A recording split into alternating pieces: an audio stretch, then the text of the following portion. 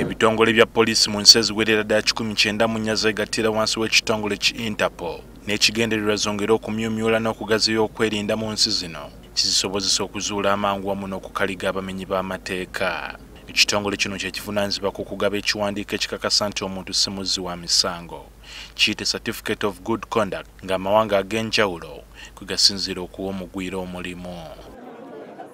Buli lunaku tubeeranga abantu nga 1,500 nga tunaba kugenda ku mutimbagano.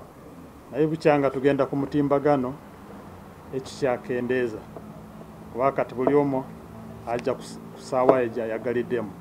Wabula wiiki ewedde minisitule evunaanyizibwa ku kikula ky'abantu yavaayo n'eragira ekiwandiiko kino kiveewo kyongere okwanguyiza abagenda ebweru wa Uganda okukola. Kati nkyaliro mu lukuŋŋaana lwa bannamawulire akola ng'akulira Interpol wano mu ggwanga, Charles Birungi ategeezezza nga bwe bagenda okugenda mu maaso nga bakyagaba ekiwandiiko kino okutuusa nga minisitule ekikula ky'abantu ebawandiikidde mu butongole.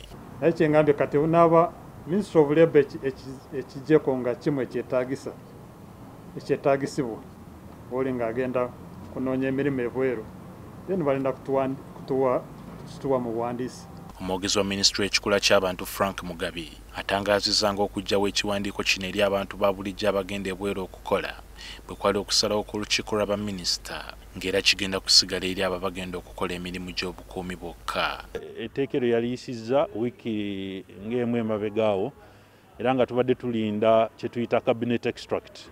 Wabeerawo abatwala ebigenda mu maaso mu lukiiko olwo lw'abaminisita ne bafulumya ekiwandiiko mu butongole nti bye bino ebikkirizzaganywako mu lutuula luno. So ekiwandiiko ekyo tubadde tetunnakifuna. Kyokka poliisi egamba okugyawo ekiwandiiko kino kyandireetawo eddibu mu lutalo lwabwe olw'okulwanyisa obumenyi bw'amateeka. Kati ffe nga security forces twalibadde twagala nti buli omu agenda nga bamukiryalinze naye Ministry of ebitongole ebirabira nga tikyetaagisa bajja kutubulira.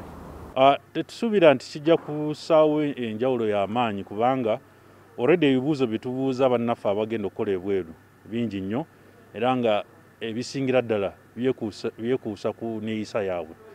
Kati ekirindiriddwa kye kiwandiiko okuva mu minisitule evunaanyizibwa ku bakozi mu butongole nga tutegeezeddwa nti kyandituuka obutasukka wiiki ejja. John Cliff Wamala, NTV ku ssaawa emu.